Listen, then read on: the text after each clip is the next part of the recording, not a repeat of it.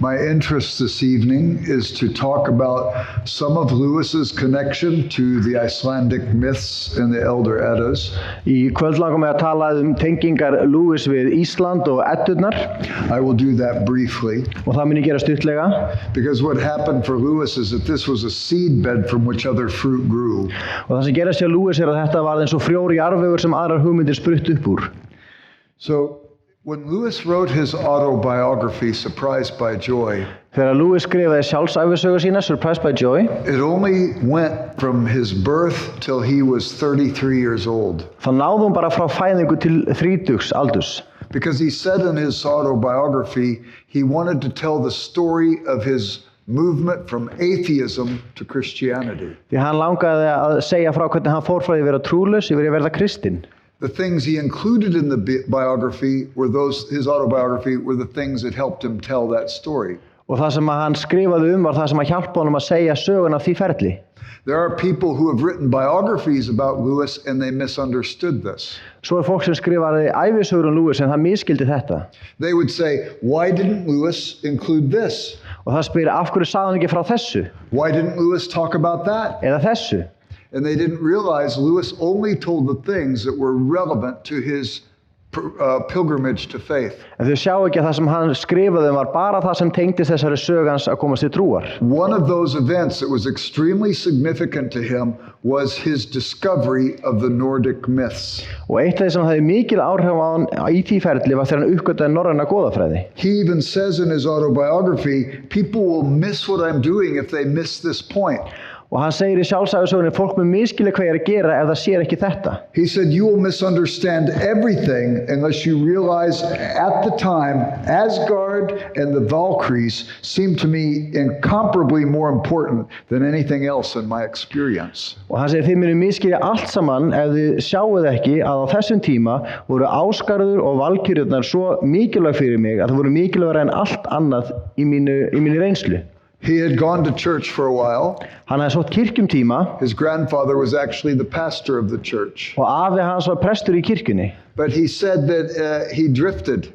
It didn't mean anything to him. En hann fjarlægðist þetta hafði enga merkingu fyrir hann. And eventually he became an atheist for a couple of reasons. One was the loss of his mother when he was young. Og lokum var það trúleysingi af nokkrum ástæðum og ein þeirra var þegar hann missti móður sína ungur. And he became an atheist. Þá var hann trúlaus.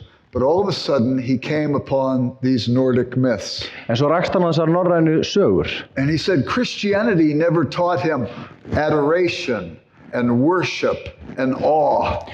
Kristindómurinn hafði ekki kennt honum tilbeiðslu, lofgjörð og það að standa og finna sér smáan gagnvart einhverju. But these myths did. En það gerðu þessar sögur. He said the myths taught him longing. Goðsögurnar kennt honum löngun. Eventually in his pilgrimage, he worked through his atheism and its supporting materialism. Og á sinni pílegrimsleið þá vann hann sig gegnum trúleysið og efnishyggjuna. Eventually he worked through his agnosticism. Fór í gegnum efahyggju sína. And eventually he would come to faith. Og að lokum komst til trúar. But he said when he came to faith, he was grateful for the Nordic myths that taught him a sense of awe and wonder, which he found applicable to his new faith. Og þegar hann komst til trúar þá horfði hann tilbaka og þá sagði hann að hann upplifði að norrænu sögurnar höfðu kennt honum það að langa að tilbiðja eitthvað eða lofa eitthvað. He did not believe the myths were true. Hann trúði ekki að það væru sannar sögur. But they taught him how to respond to something that was true with the same kind of adoration, worship and awe. En þeir höfðu kennt honum hvernig þú bregst við einhverju sem satt með tilbeiðslu og lofgjörð. The big thing was it fed his desire. Þetta mataði löngun hans. His longing. Þrá hans. His quest to find the proper object of his longing. Og þessa vegferð sem hann var á að finna hvað það var sem skapaði þessa löngun. There's another author who influenced Lewis to some degree. Her name was Evelyn Underhill. Og það var höfundur sem hafði áhrif á Lewis og það var Evelyn Underhill. Lewis wrote a book called Out of the Silent Planet and Underhill wrote to him. Hann skrifaði bók sem hét Out of the Silent Planet og Underhill skrifaði honum. She liked the book. Henni líkaði bókin. And when she wrote to him, she praised the book and said, "You know how to make righteousness readable." Hún skrifaði honum og lofaði bókinu að þér tekst að láta réttlæti verða lesvænt. Lewis wrote back to her. Hann skrifaði tilbaka. He said, receiving a letter from you is the greatest literary experience of my life. Og hann skrifaði það að fá bréf frá þér mesta bókmenntalega upplifun lífs míns. Underhill had written many books. She was a philosopher of religion, and she had written many books on mysticism. Underhill var fræðimari í trúarbragðafræði, hún skrifaði bækur dulhyggju. She was a Christian. Hún var kristin. And she wrote about Christian mysticism. Og skrifaði kristna dulhyggju. When she wrote, she said there are 3 deep desires in every human heart. Og hún skrifaði að það eru 3 djúpstæðar þrár í hverju mannshjarta. There is the pilgrim longing. Það löngunin eftir að vera pílagrímur. There is the lover longing. Löngunin eftir elskhuga. And there is the longing of the ascetic and the saint. Og svo löngunin eftir því sem meinlænda, lifnaður og heilagt. When Lewis became a Christian, he wrote his first book 1 year after his conversion. Þegar Lewis varð kristinn skrifaði fyrstu bókina sína ári síðar. It's called The Pilgrim's Regress. Og heitir För pílagrímsins. There's one character named John, the main character in the book. Aðal persónan heitir John. He sees a vision of an island off in the distance. Og hann sér sýn af eyju í fjarlægð. It's interesting that it's an island. Áhugavert að sé eyja. Maybe Iceland. Kannski Ísland. This vision of the island set in him longing, John's heart longing. Og að sjá þessa eyju rótfesti löngun í hjartans. He's on a quest to find the island. Og nú hann á vegferð að finna þessa eyju. As he is in this allegory on his travels, og það sem þessi myndlíkingasaga segir frá ferðum hans, he comes upon a hermit who represents history. Að þá finnur hann munk einsettum mann sem tákmynd upp á söguna. And John asks history about the longings. What do they mean? Og John spyr mannkynssöguna löngunirnar, hvað merkja þær? And history identifies 3 kinds of longings. Og mannkynsagan segir að það séu 3 langanir. If there's 3, there could be 3,003. Og ef það eru 3 þá geta verið 3003. But the 3 longings that history identifies for John are the exact same 3 that Evelyn Underhill identified. En þessar 3 sem að mannkynsagan segir John frá eru nákvæmlega sömu og Evelyn Underhill greinir. In this particular book, Lewis situates each of these longings as having exposition in certain times in history. Og í bókinni þá lætur Lewis hverja löngu fór sína birtingamynd í sögunni. As Underhill talked about the pilgrim longing, Lewis talked about the longing awakened by classical myths. Og það sem hún talar pílagrímslöngunina, talar hann löngunina sem að klassískar goðsögur vekja. At this time he identifies particularly Greek and Roman myths. But we could talk about also Nordic myths. Og þegar þarna komið bendur sérstaklega gríska og rómverska goðafræði, en við getum einnig nefnt á norrænu. As Underhill talked about the lover longing, Lewis talks about the lady longing. Og það sem Underhill talar að þráin eftir elskuhuga, að þá talar Lewis löngunina, dömulöngunina. This longing he situates in the time of the Middle Ages, particularly the time of Dante. Og þessa löngun staðsetur hann á miðöldum, sérstaklega á tímum Dantes. When he talks about the ascetic saint, when Underhill talks about the ascetic saint longing, Lewis talks about the longing awakened by nature.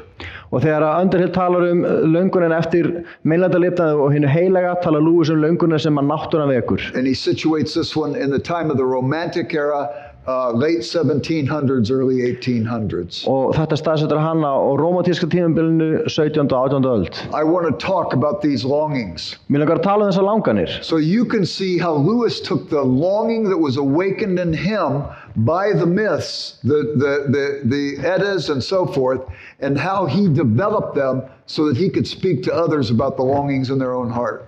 Svo þið getið séð hvernig Lewis notaði þessar langanir sem vöknuðu í honum meðal annars fyrir tilstilli norrænna goðafræði og notaði þær til að tala til annarra þrána sem var í þeirra lífi. First, let's consider the longings related to myth and the pilgrim longing. Tölum fyrst lönguna sem tengist goðsögunum og pílagrímnum. Lewis said it was the mark of a literary person that they read a book more than once.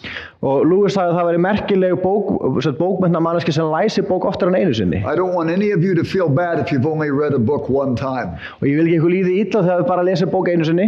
Some books aren't even worth reading that much. Sumar bækur ekki einu sinni virði eins lestus. If you come to Wheaton College, we have Lewis's library there. Ef þið komið til Wheaton þá erum við með bókasafn Lewis þar. I can pull out his copy of Don Juan by Lord Byron.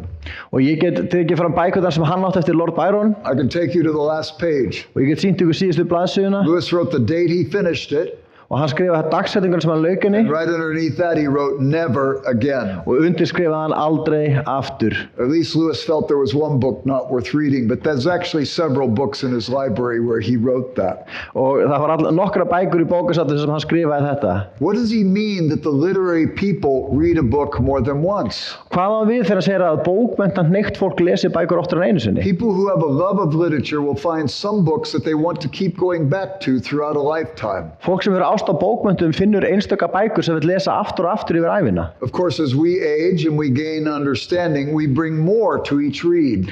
Eftir því sem við eldumst og öðrumst skilninga þá færum við meira með okkur inn í hvern lestur. But Lewis says there are some people who fall in love with the world of that book.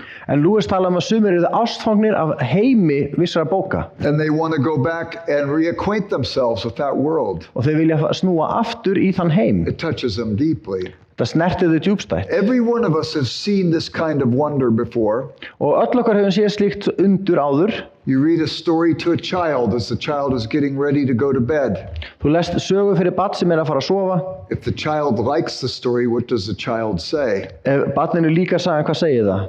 Read it again, Daddy. Lest þetta aftur, pabbi. Read it again, Mommy. Lest þetta aftur, mamma. Why do they want to hear it again? Hví vilja þau heyra það aftur? They know all the surprises of the ending. There's nothing new for them to discover. Þau eru búin að heyra allt sem á að koma á óvart, það ekkert nýtt sem þau læra. But Lewis suggests that they've fallen so in love with that world that they want to go back to that world. En Lewis segir þau hafa orðið svo ástfangin af þessum heimi að þau vilja snúa aftur þangað. And Lewis suggests that maybe it touches the child at the place where they long for the only other world they could ever really know, which is heaven. Og hann segir kannski snertir þetta hjarta barnanna á þeim stað þar sem að þau þrá eftir stað sem að þau eru fædd til að þrá, sem himnaríki. Lewis was a big fan of Virgil, Lewis var mjög hrifinn af Virgil, who wrote the Aeneid. sem skrifaði Eneadskviðu. If you remember how that story goes, I think it speaks something along the lines of this kind of classical pilgrim myth. Og þið þekkið þá sögu og þá fjallar hún svolítið þetta þema. Virgil is a Trojan. Virgil frá Tróju. He's been fighting in the Trojan Wars. Og hann var að berjast í Trójustríðinu. Ulysses has hidden himself in the Trojan horse and the Greeks look like they've sailed away. Ulysses búin að fela sig í Trójuhestunum og Grikkirnir virðast vera farnir í burt. They bring the Trojan horse into the city. Þau færa Trójuhestin inn í borgina. While the Trojans celebrate in drunken reverie because they think that the battle with the Greeks is over. Og menn að Trójumenn fagna og eru ofurölvi því þeir halda þeir hafi sigrað Grikkina. Ulysses lets himself out of the horse, opens up the gates. The Greeks have come back and they begin to sack the city. Og þá fer Ulysses út úr hestinum, opnar borgina, Grikkirnir koma aftur og þeir ræna borgina. Aeneas tries to fight against the Greeks. Eneas reynir að berjast gegn Grikkjunum. But the ghost of the crown prince Hector En draugur krúnuprinsess Hektors and the ghost of his wife who has died, og draugur konunar hans sem dáin, they both come to him and say, flee the city. Koma bæði til hans og segja flýðu Flee borgina. the city and start a new city. Flýðu borgina og byrjaðu nýja borg. And so he becomes a man caught between two cities, the city of his birth and the city that will one day be. Og hann maður sem fastur milli tveggja borga, borgarinn sem fæddist í og borgarinn sem einn daginn verður. Virgil was trying to write a myth so that the people of Rome would have a myth for their own city.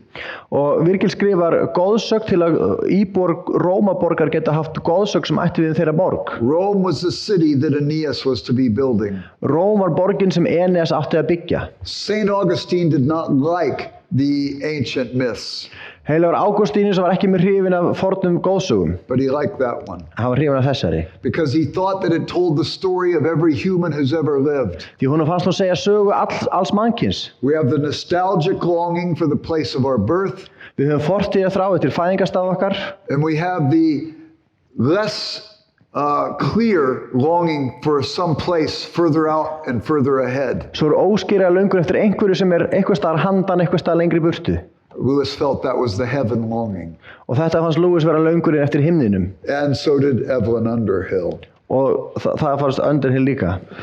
You can see it in Ulysses. If you go to Homer's Odyssey, you see it there too. Og ef við sjáum Ódysseifskviðu Hómers, þá sjáum við þetta líka þar. Ulysses has been fighting in the wars many years. He's been away from his wife Penelope in his home Ithaca. Ulysses búinn að vera í stríðinu fjarri konu sinni Penelope og Íþaka, heimkynnu sínum. The gods are trying to put obstacles in Ulysses' way of getting home. Og guðirnir reyna að setja hindranir í veg fyrir Ulysses svo hann komast ekki heim. He longs for home. Hann þráir eftir heimkynnum sínum. But when he gets home, he finds out that things have changed. The suitors are pursuing his wife, and he has to do all kinds of things to set things right at his home. En þegar heim komið þá hefur margt breyst og það eru vonbiðlar sem að berjast konun hans. And what was it about Ulysses? Og hvað var það varandi Ulysses? He just wanted to go home. Hann vildi bara komast heim. This homesick longing is what Lewis is talking about. Þessi heimþrár löngun, það sem Lewis fjallar It awakened in the Icelandic sagas in Lewis and set him questing for home. Íslensku sögurnar vöktu þetta í honum og setta hann þessa vegferð að langa heim. I'll give you another little illustration. Og ég gef ykkur annað lítið dæmi. My oldest son, Jeremy, used to act in the plays at the college where I teach. Jeremy, elsti sonur minn, hann lék í leikritum í skólanum þar sem ég kenni. If they would need a child, they would ask him to come and audition for a child's part. Ef þau vantaði barn til að leika þá töluðu við hann og hann kom í leikpröfu. One time they were doing an adaptation of Charles Dickens, the English author's Great Expectations. Og einu sinni þá voru þau að setja leikritum eftir bók Charles Dickens, Great Expectations. He got the part of young Pip, and for the first third of the play, he had the majority of the lines. Og hann fikk hlutverk Pip hins unga og fyrir þetta leikritsins þá var hann með flestar setningarnar. For 2.5 months, he's at rehearsals every night. Í 2,5 mánuði hann á æfingum hvert kvöld. He became very close with his college friends. Og hann tengdist mjög mikið vinum sínum þarna. If we couldn't find him at home, we'd go up to the dorm rooms and find him with his friends with their earphones on, rocking out to their music. Og ef hann kom ekki heim, þá fórum við á heimavistina og þar var hann með krökkum úr skólanum og hlusta á tónlist. They had 14 performances of this play. Og þetta leikrit var sýnt 14 sinnum. I went to pick him up after the last night. Ég fór og sótt hann eftir síðasta kvöldið. Jeremy had learned to love this world that he had been a part of. Jeremy hafði lært að elska þennan heim sem hann var hluti af. As we come walking through the theater at the university where I teach, og það sem við komum gangandi gegnum leikhúsið í skólanum sem ég kenni, Jeremy discovered something that was horrifying to him. Uppgötaði Jeremy svolítið sem honum fannst hryllilegt. The tradition of the students was they did not leave the theater until they had dismantled the set.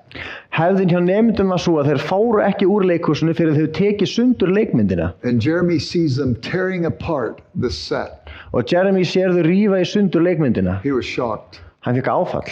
He said, "Dad, I must sit down." Hann sagði, "Pabbi, ég verð að setjast." He watched for about 10 or 15 minutes as this world he loved was dismantled. Og í 10 mínútur korter horfði hann á þegar þessi heimur sem hann ann var tekin í sundur. Finally I said, "Jeremy, we must leave." Og að lokum sagði Jeremy, nú verðum við að fara. He shuffled out to the car like an old man. Hann skrölti út á bílnum eins og gamalmenni. As soon as we got to the car, he stopped and looked at me and said, "Dad, I just didn't want it to end." Og þegar hann kom í bílinn þá horfði hann á mig og sagði, "Pabbi, ég vildi bara geta tækja enda." I looked at him and I said, "I think I understand what you mean, Jeremy." Ég horfði á hann og ég segi, "Ég held ég skilji hvað þú, Jeremy." But it's the nature of every play that it must come to an end. En það í eðli sérhvers leikrits að það kemur að enda. It's the nature of every holiday and every vacation that it must come to an end. Alveg eins og öll frí eða ferðalög, þau enda. It's the nature of every year in school. It must come to an end. Það eðli hvers árs í skólanum. In fact, it's the nature of your childhood that one day it will have to end. Og þannig það eitthvað með æsku þína daginn tekur hún enda. Maybe, Jeremy, you're longing for the one thing that never has to end. Kannski, Jeremy, þráir þú það eina sem aldrei þarf að enda. And he looked up at me and he said, "Do you mean heaven, Dad? Do you mean heaven?" Og hann horfði á mig og sagði, "Meinarðu himininn, pabbi?" I said, "Yes, exactly." Ég sagði, "Já, nákvæmlega." If you can understand what I'm saying right now, you'll see what the desires in the Eddas did to Lewis, an awakening in him, a longing for that place that touched him even more deeply and awakened in him a longing for heaven. Og ef þið skiljið hvað ég að fara með þetta, þá getum við séð hvernig þegar að Lewis las sögurnar snertur hann á þennan hátt og vöktu með honum löngun eftir einhverju miklu meira. The next one has to do with the lover-lady longing. Og það næsta með þetta, þessar elskhuga dömu þrá. Lewis situates this one with Dante and the interest in Dante towards Beatrice. Og þetta tengir Lewis við Dante og áhuga hans á Beatrice. I remember when I first heard about Dante. Ég man því ég heyrði fyrst Dante. I was in my 7th year of school. Ég var á 7. ári í skólanum. I had a teacher. Ég var með kennara.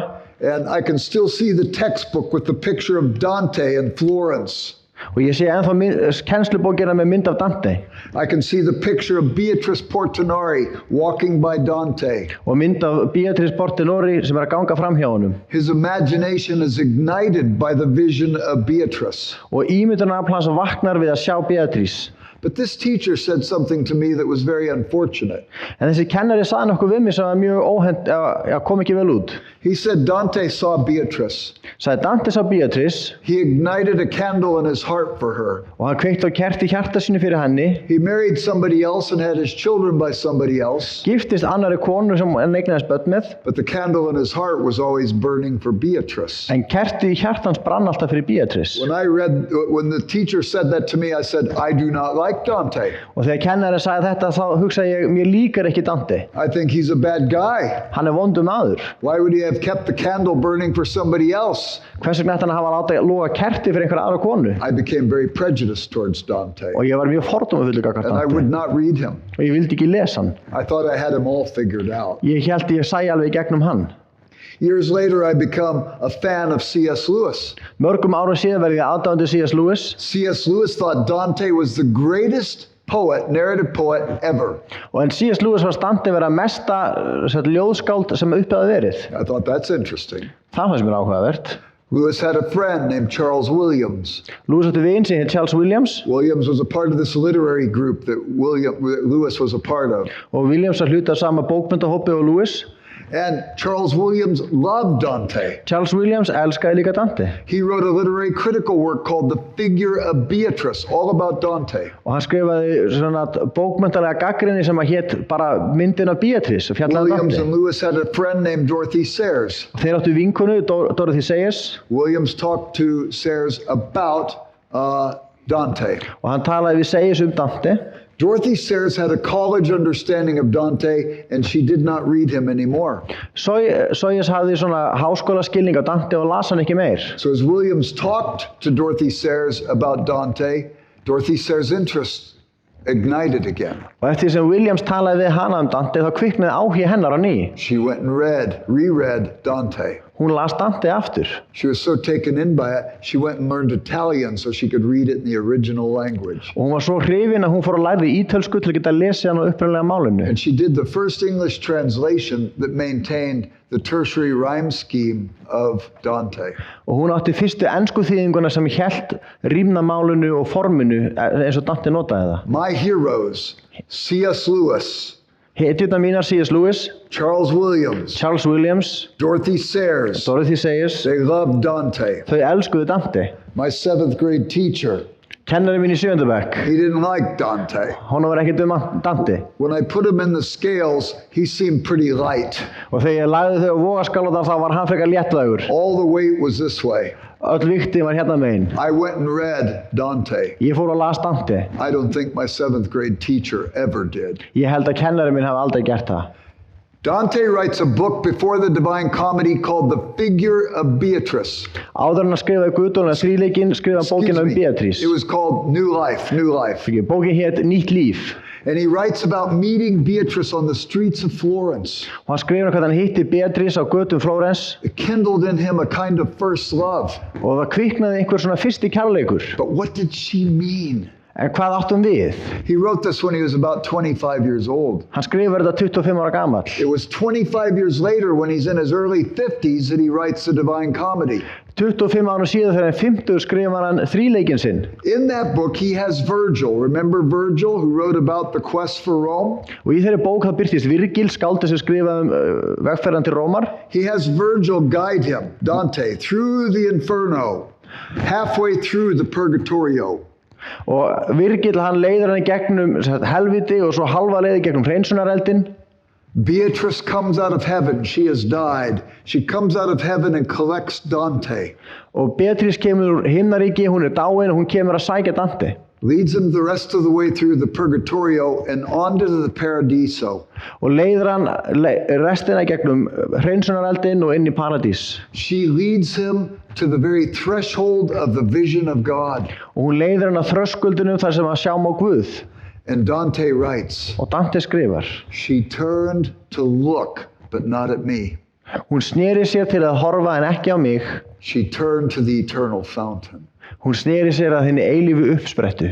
And Dante's trying to say all loves, properly understood, should have reverberating in them the desire for our first love, which is God himself.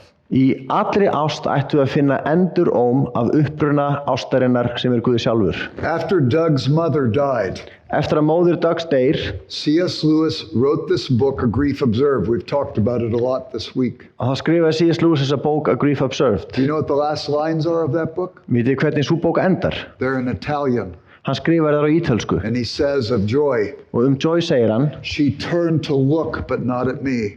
hún sneri sér til að líta en ekki á mig. She turned to the eternal fountain. Hún sneri sér að henni eilífu uppsprettu. And Lewis knew that all genuine loves, ultimately understood, would point in that direction. Hann vissi að öll sönn ást þegar hún rétt skilin bendir í þá átt. I think all of you are understanding what Lewis is writing about with this kind of love.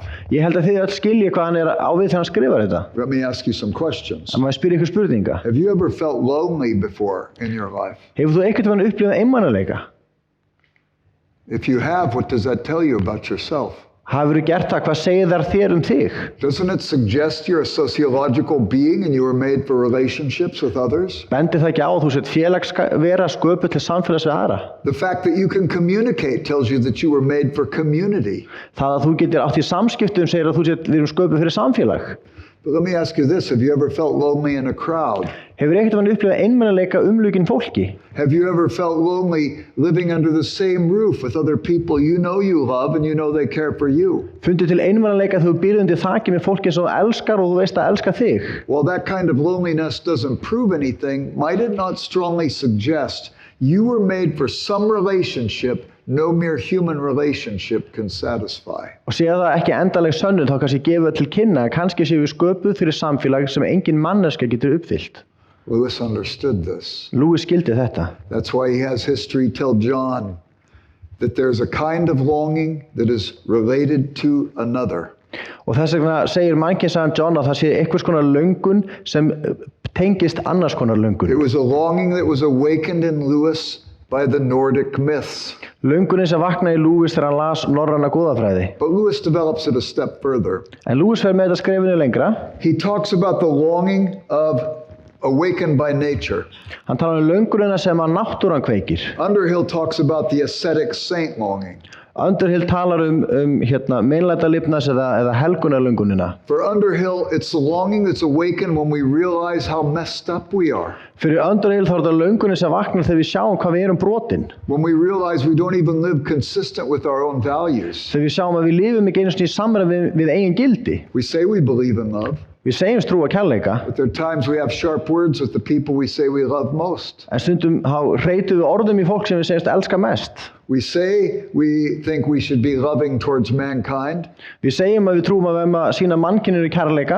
But why is it in traffic we get so irritated so easily? En hvers vegna missum við svo fljótt stjórn að skapa okkar í umferðinni? Or the littlest inconvenience upsets us. Eða minnstu óþægindi kom okkur í uppnám. There's something very broken about us. Það eitthvað mjög brotið í fara We okkar. want it to be fixed. Og við viljum að það sé lagað. We long to be fixed. Við þráum að vera löguð. In light of this, Lewis sees the same kind of concern awakened in nature. Og í ljósi þessa þá sé Lewis löngun sem að kviknar í náttúrunni eða sköpunarverkinu. When the romantic artists and poets and so on started writing and composing and painting, They were concerned about getting back to nature. Þegar rómantísku listamennir byrjuðu að skrifa og mála og gera höggmyndir, þá var hugmyndin að þau vildu snúa aftur til náttúrunnar. The industrial age had started. Iðnbyltingin var hafin. People started moving off the farms to more predictable employment and income in factories. Flytjast úr sveitum í traustari vinnu í verksmiðjum. The cities that developed at that time had a lot of problems as people were living in close proximity and maybe didn't get along so well. Og borgirnar sem þarna eru til mynduðu með sér alls konar vandamál þegar fólk bó náið og átti ekki alltaf í góðum samskiptum. The factories were starting to create pollution. Verksmiðjurnar voru byrjaðar að menga. And the people were longing for something unspoiled. They longed for something like nature. Og fólki þráði eftir einhverju sem var óspillt, það þráði náttúruna. Wordsworth, the romantic poet, writes the prelude. Wordsworth, sem var rómantískt skáld, hann skrifar ljóð. As he writes the prelude, he's aware of something going on inside of his own soul. Og þegar hann að skrifa hann, er meðvitaður eitthvað sem á sér stað í sálu sinni. As he ages, he finds himself becoming more impatient. Og eftir því sem hann eldist verður hann óþolinmóðari. He finds himself becoming more jaded and calloused. Hann verður neikvæðari og hann verður svona harðúðari. He longs for the lost innocence of his youth. Hann þráir glatað sakleysi æskunnar. He longs to have what's broken in him fixed. Þráir að það sem er brotið í honum sé lagað. I think I can give you an example of this. Ég held ég geti gefið ykkur dæmi þetta. I've had the privilege over the years of speaking at about 8 different Oxford University colleges. Ég hef haft hann heiður gegnum tíðina að tala í 8 ólíkum háskólum í Oxford. There was a man named Michael Chantry, and he was the chaplain at Hartford College, Oxford. Það var maður nafnið Michael Chantry og hann var prestur í which college? Hartford College. Í Hartford, sem var hluti af Oxford. He asked me to speak in their evensong service in the chapel that night. Og hann bað mig að tala við aftansöngssamkomið þeirra. Afterwards, he asked me to have high table with the faculty. Og eftir það bað hann mig að brjóta brauðið með kennurunum. High table at Oxford University is a pretty spectacular event. Og þetta háborð í Oxford er mjög magnaður viðburður. Did you ever go up to Magdalen and have high table? Only once. Only once, but it's something else.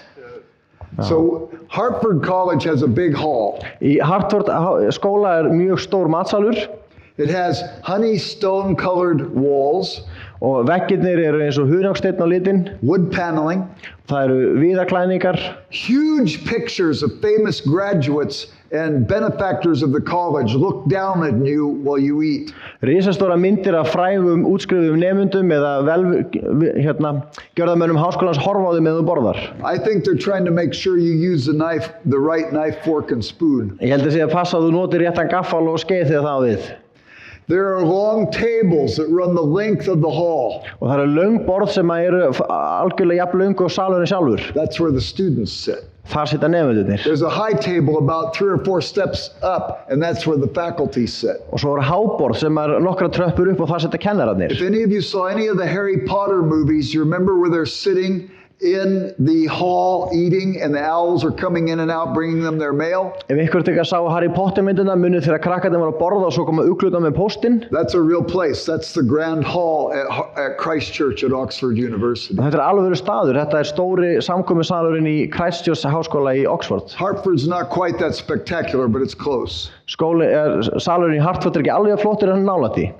If the students are eating roast beef, the faculty are eating prime rib.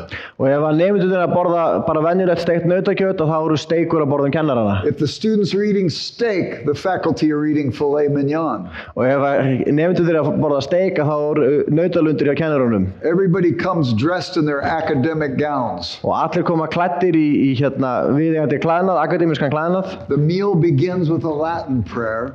Og máltíðin hefst á bæn á latínu. The wine pours freely throughout the meal. Og vín frjálslega skengt í gegnum máltíðina. And you can cut the pretense with a knife. It's so thick. Og þú getur skorið svona tilgerðarleikinn með hníf, hann svo þykkur. It's not so bad if you don't take yourself too seriously. Það ekkert of slæmt ef þú tekur ekkert of alvarlega. But in that environment, people take themselves way over the top. En í slíku umhverfi getur fólk tekið sig allt of alvarlega. The chaplain introduces me as having spoken at the evensong service. Og presturinn kynnir mig að ég sé sá sem talaði við aftansönginn. We have the Latin prayer. Það bæn á latínu.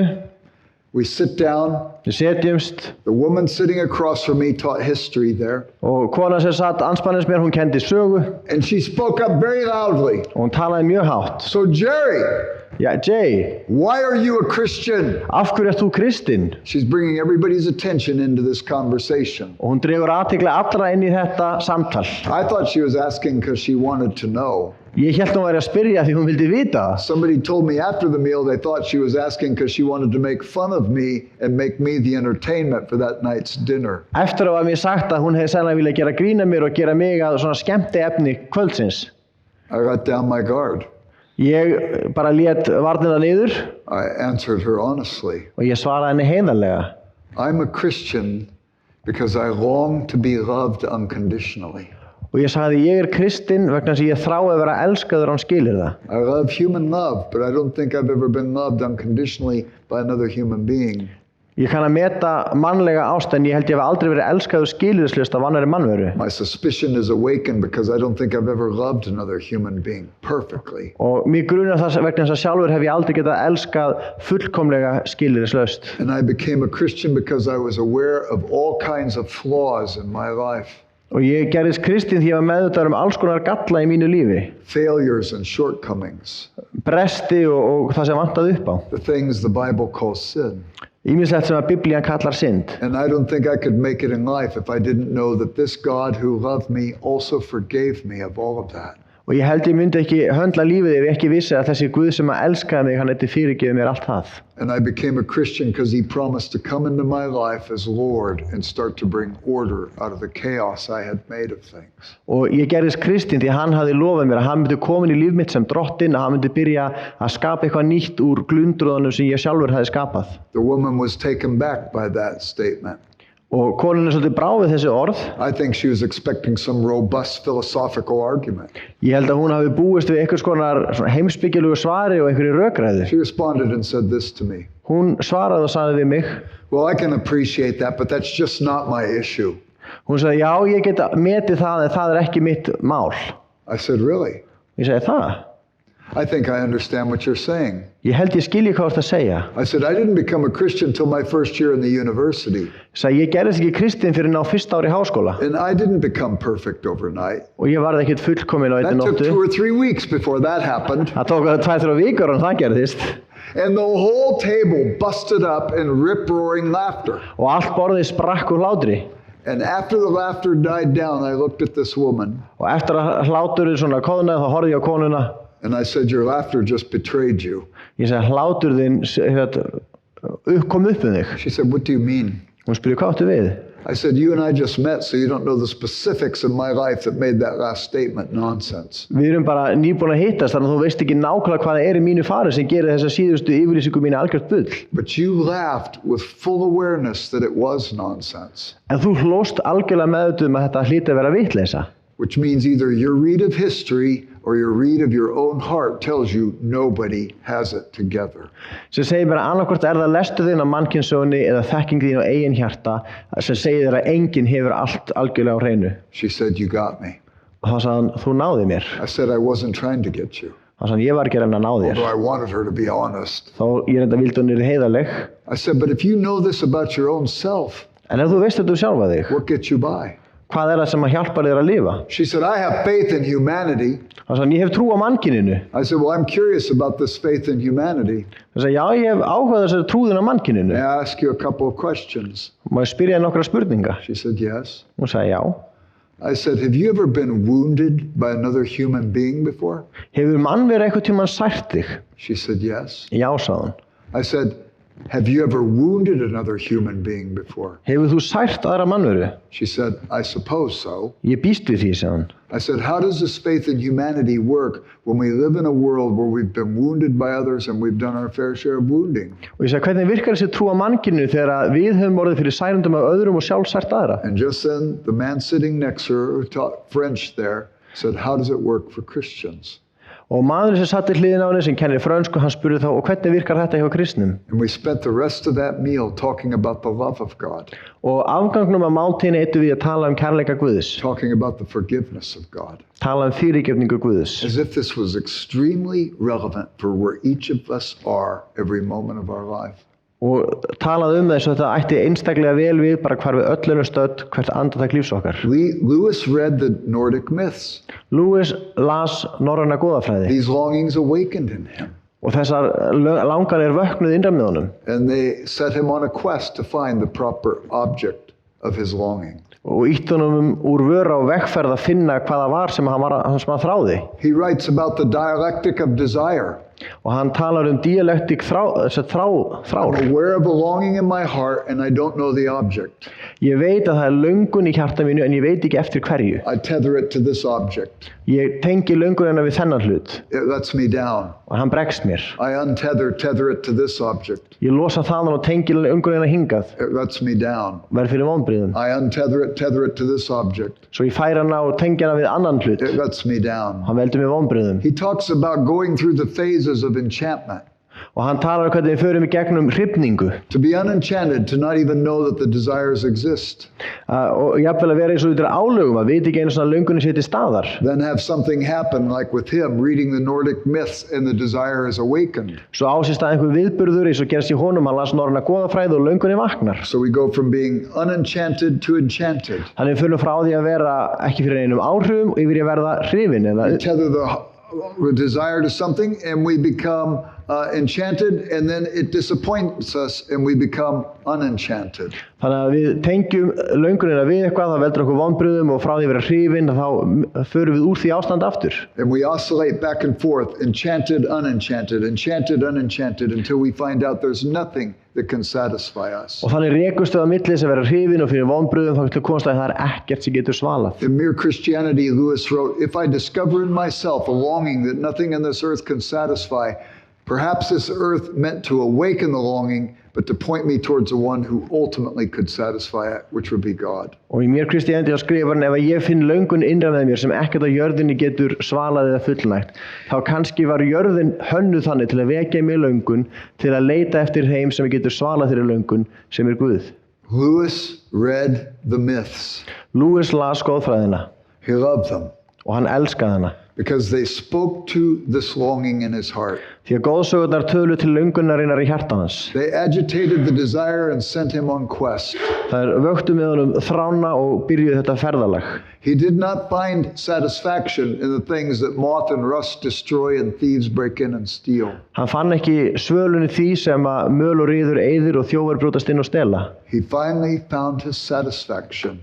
Hann fann svölun sína loksins. When he came to faith. Þegar hann komst til trúar. And so that's what the myths meant to him, in part, and we'll have the next part tomorrow. Og það sem að goðsögurnar höfðu áhrif á hana hluta til og tölum afganginn á morgun.